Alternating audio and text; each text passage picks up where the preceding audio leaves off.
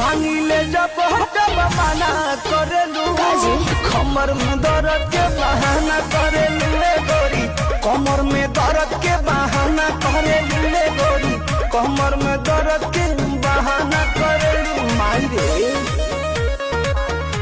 अब सांस सांस बन के तू घर दिल में बना ली हलू तू तो हंसते हंसते अखियाँ के रास्ते दिल में समा गईलू तू तो हंसते हंसते अखियाँ के रास्ते दिल में समा गईलू।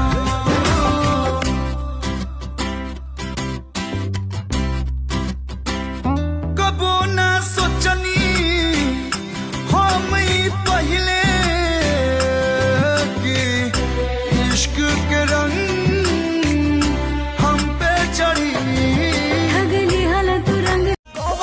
के रात चले खतिया पछूरा काहे खाती देत बड़ा प्यार अधूरा डोज अगर बातें दे के तेरा जाती को छोड़ दो न तो छोड़ दो छोड़ दो छोड़ दो राजा छोड़ दो न तो छोड़ दो छोड़ दो छोड़ दो राजा छोड़ दो।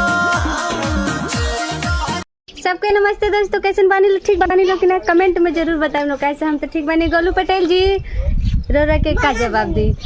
रोरा कुछ पूछे नहीं ना, ऐसे हम ना कुछ बोले नहीं। ऐसा बात नहीं कि कमेंट ना चेक होला, सबको के तो बोले नहीं दिल से। थैंक यू दोस्तों, सपोर्ट कर दिलो, दबा के शेयर कर दिलो, ठीक बा? देखता नहीं लोग का जाने काहे आईडी डाउन हो गल, काहे डाउन हो गल तनी बता दिलो। फॉलोअर्स काहे नहीं बढ़त इहो बता दिलो, का प्रॉब्लम हो गई बा इहो बता दिलो, ठीक बा?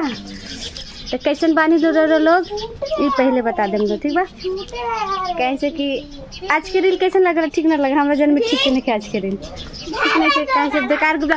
और दोस्तों आजकल व्यूज नहीं के बढ़त हमारे वीडियो पर, कहीं से बनावल छोड़ देनी है 10 दिन हो से का। तो हाँ जरूर रिक्वेस्ट बा अच्छा चला लो वीडियो और ज़्यादा से ज़्यादा सपोर्ट कर लो हमरा के, ठीक बा? तो बाय दोस्तों, लव यू दोस्तों।